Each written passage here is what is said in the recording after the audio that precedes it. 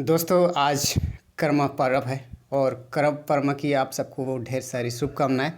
और क्योंकि हम आज कर्मा पर्व की कुछ विशेष कहानी या फिर कुछ कथाएं हम जानने की कोशिश करेंगे, क्योंकि आप सबको पता होगा शायद कर्मा पर्व दो ऐसे मुख्य कथाओं से जुड़ी हुई घटना है और ये सब वो कई मेरे से बेहतर जानते हैं।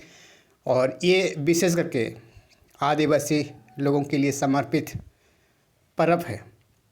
और आप सब ने देखा होगा इसी कर्मा पर्व के उपलक्ष्य पे, इसी कर्मा पर्व की उपलब्धियों पे कई सारे लोग विश्वकर्मा मनाते हैं। आप सबका पता होगा विश्वकर्मा मनाते हैं क्योंकि कर्मा शब्द को ही उन्होंने विश्वकर्मा किया। और जिस तरह से भारत को उन्होंने महाभारत किया, ऐसा ही एक अलग से हैशटैग लगा के लोगों के सामने पेश किया है। और आज हम इसी के बारे में थोड़ा जानने की कोशिश करेंगे, क्योंकि ये कर्मा पर्व साल में एक ही बार मनाई जाती है और जिसी की वजह से याद एक तरफ से रटने में थोड़ा दिक्कत का सामना करना पड़ता है। हो सकता है आप सबके लिए आसान होगा, लेकिन आप सबको पता होगा ये कर्मा पर्व दो कथाओं पे आधारित है। शायद आप सबको एक ही कथा पे आप सब ने सुना होगा, लेकिन हम दो कथाओं पे आधारित बताएंगे। क्योंकि आप सबको सुना होगा ये एक प्रकृति पूजक त्यौहार कहा जाता है।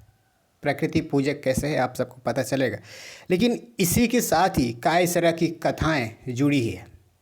और ये कर्मा पर्व एक लोक कथाएँ कहानी कथाओं पर जुड़ी हुई है, क्योंकि अगर कर्मा ढाली या फिर कर्मा त्यौहार मनाने से पहले उस कथाएं को दोहराई जाती है। और उरांव में प्रचलित एक कथा के अनुसार, जो उरांव लोगों का एक प्रचलित एक कथा के अनुसार, रोहतसगढ़ में उरांव का एक राजा हुआ करता था। ठीक है, उस शासनकाल में पूरे राज्य में सुख शांति व्यापित थी, पूरा सुख शांति से एकदम पूरा भरपूर था। उन दिनों मुगल और तुर्क सैनिक उन पर आक्रमण करता है और आक्रमण करने के बाद उसके सारे सामान लूट लिए जाते थे। और जितने भी उस राज्य पे लूटे थे उन सब का सारा चीज़, माल जाल, सारे चीज़ को लूट करके ले जाया करता था। और उस समय में कर्मा और धर्मा दो भाई थे और वो भी व्यापार करते थे।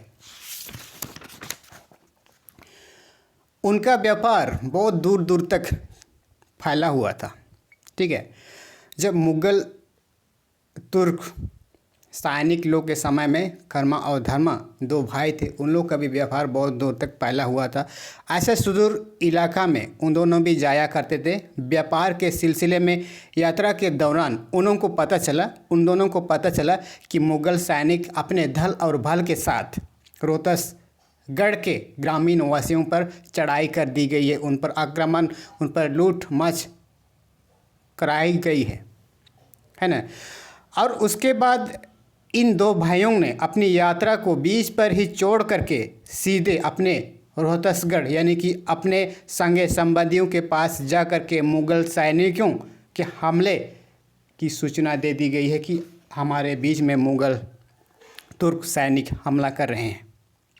और उस समय राज परिवार में पूरा खलबली मचने लगी और राजा और मुगल सैनिक इस चीज़ से पूरा परेशान हो गए थे। और उसके बाद इससे बचने के लिए उपाय ढूंढने लगे। और क्योंकि उस समय रानी और राजपुत्रों को कहाँ छिपाया जाना चाहिए, इस बात पर चर्चा करने लगे। जब राजा और रानी साथ शिशु राजकुमार नायका राय शायद आप सबने सुना होगा, को सोने की नदी के पार कोह में छिपाने के लिए भेज दिया गया। और उनके साथ सारस थे, वे खाने के सामान सहित हीरे जवाहरात लेकर घोड़े पर सवार थे। वह छिपने के स्थान पर करम वृक्ष के 3 चक्कर लगाकर साथ में राजकुमार को भी उस अंधेरे में खो दिए। और करम पेड़ शायद आप सबको पता होगा, करम पेड़ में 3 चक्कर लगाकर उस करम के खो में ढक कर घुस गए। और उस स्थान पर वृक्ष जबरीला था, क्योंकि रानियां अपने राजकुमार के साथ उस अंधेरे में लगभग 7 दिन तक उसमें रात बिताई। ठीक है, अंधेरे में। जब अंधेरे हुआ करते थे, ऐसे स्थिति में अंधेरे में अपने हीरे से काम चलाया करते थे।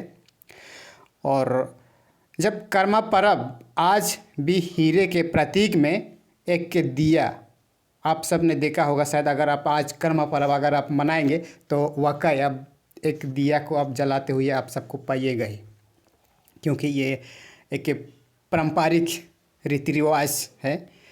और उनको ये महसूस हुआ कि करम बीज ने उनकी रक्षा की है। जब उस 7 दिन जब बचने के बाद जब उनको ये पता चला कि हमारे लिए एक बचाव का पक्ष एक कर्मा ढाली था, तो ये समझ करके करम डाली की पूजा करने लगी। और तब से ही आज तक करम की डालियाँ काट करके अखाड़ा में गाड़ने का एक कोसियाँ मनाया जाता है। ठीक है, ये एक परंपरा तब से परंपरा शुरू हुई है। तब से हर साल इस परंपरा को, इस त्यौहार को बरकरार रखने के लिए अपने गांव इलाके में ऐसी तरीक़े से मनाया जाता है। और दूसरी कथा के अनुसार अगर आप देखेंगे, आदिवासी की दूसरी प्राचीन कथा जो कि कर्म और धर्म व्यापार में सिलसिले में एक दूसरे राज्य में हमेशा जाया करते थे। ठीक है, जब एक बार अपने 2 भाई में सामान लेकर गांव लौट रहे थे, क्योंकि कर्म और धर्म अपने बिजनेस में एक सिलसिले में एक राज्य से दूसरे राज्य जाया करते थे। जाहिर सी बात है उस समय में भी कर्म और धर्म संपत्ति जैसे कई तरह की चीज़ें से भरपूर थी। और जब एक बार दोनों भाई व्यापार सामान को लेकर के लौट रहे थे, तो उसी समय गांव के पास उनकी गाड़ी कीचड़ में फंस गई थी। और गाड़ी में कीचड़ में फंस जाने के बाद जब सामान को जब लौट रहे थे, उस समय घोड़ा गाड़ी जैसी बात है, उस समय घोड़ा गाड़ी कीचड़ में फंस गया। करम ने छोटे भाई धर्म को कहा,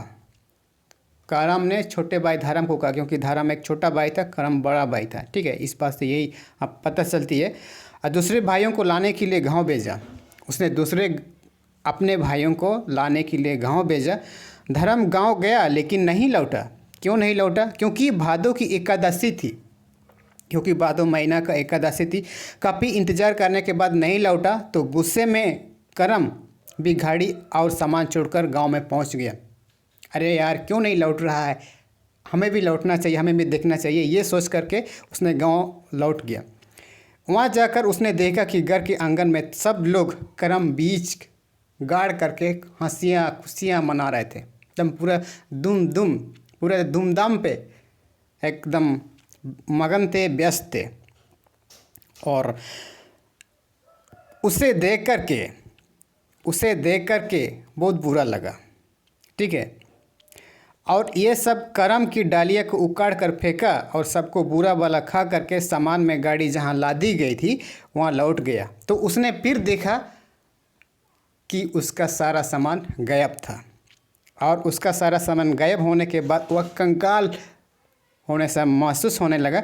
और दूसरी ओर शांति चित्त धर्म अपने जीवन को फिर से सुधारने के लिए प्रयास किया करने लगा। जब इस तरह का कंगालपन दिखने के बाद फिर से हम अपनी ज़िंदगी को सुधारने का प्रयास करने लगे। ठीक है, उसने खेत में रोपनी की। जब अपने ही खेत में उसने धन रोपाई की और धन रोपनी उसमें गांव के 16 लोगों ने भरपूर उसकी मदद करने लगी। जब रोपनी के बाद सामूहिक खानपान हुआ, क्योंकि आप सबको पता होगा रोपनी के बाद सारे सामूहिक खानपान होती है, करम को उसमें नहीं बुलाया गया। और जब खानपान होने लगी तो करम को उसमें नहीं बुलाया गया। और करम को ये देख करके गुस्सा आया। वह अपने पत्नी के साथ खेत में पहुंचा और रोपे हुए पौधों को उखाड़ने लगा। क्योंकि जब खेत में रोपनी किया था, रुपाई किया था, तो उसमें सारे समुदाय के लोगों, अपने सारे समाज का हो या फिर आसपास के लोगों ने मदद दिया। लेकिन जब खानपान की बात हुई तो करम को उस खानपान में बुलाया नहीं गया। इस बात से वो गुस्साया गया और अपने खेत में जा कर के उस जो भी रुपाई हुई चीज़ को उसने उखाड़ फेंका, ठीक है। लेकिन देखा कि वह पौधे उखाड़ कर ज्यों आगे बढ़ते जाता था, आगे बढ़ते जाता था, और पीछे एक महिला लेडीज़ और रोकती जाती थी। ये उसने देखा, ठीक है।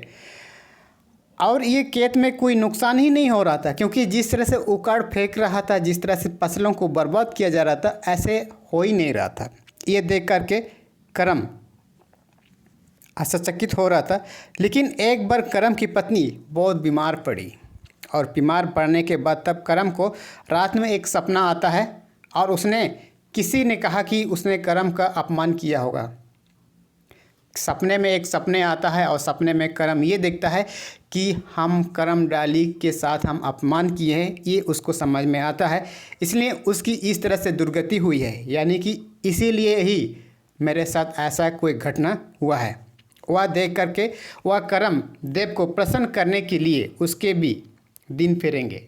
यदि उस सपना में देखा कि यदि हम करम देवता का हो या फिर करम को हम प्रसन्न करेंगे तो मेरा भी एक अच्छा दिन फिर से आएंगे, ये देखा था सपना में, ठीक है। तब करम ने करम की डाली को आंगन में गाड़ कर उसकी उपासना करने लगे या फिर पूजा की। जब करम ने इस सपने को देख कर उसने कहा कि करम पेड़ आप सबको पता होगा, करम डाल को काट करके आंगन में पूजा अर्चना की, और उसकी पत्नी भी स्वस्थ हो गई और आर्थिक स्थिति भी सुधार होने लगी। तब से उसकी खेत में जो लगे फसल भी लहलहाने लगे, और उसका भी भाग्य बदल गया, यानी कि उसका भी नसीब बदलने लगा। तो इसी तरह से आज भी करम पर्व के अवसर पर उक्त कथाओं के वचन के साथ पूजा संपन्न होती है। और ये सब आपने देखा कि ऐसा ही कुछ घटनाओं के आधार पर, कथाओं के आधार पर ये करम पर्व त्यौहार को संपन्न किया जाता है। और अगर आप इससे बेहतर और भी एक जानकारी मैं इस वीडियो में बताना चाहता हूँ, क्योंकि ईसाई विवाह एक कानूनी पक्ष है, इसके बारे में मैंने आर्टिकल लिखा है, आप डिस्क्रिप्शन में जाके आप चेक कर सकते हैं। हमारे वेबसाइट पे उस चीज़ को मैंने लॉन्च कर दिया है, आप जाके देख लीजिए। Thank you. तो ये करम की पर्व आपको कैसे लगी, और ये करम पर्व की कथाएँ आपको कैसे लगी, आप अपने दोस्तों के साथ, अपने संगे संबंधियों के साथ, अपने परिजनों के साथ शेयर कीजिएगा, क्योंकि ये छोटी सी जानकारी थी, शायद आप सबको अच्छा लगा होगा। अगर अच्छा लगा तो वीडियो को लाइक कीजिए और शेयर कीजिए। हर सोशल पेज पर आज की तारीख में ये चाहा जाना चाहिए। Thank you.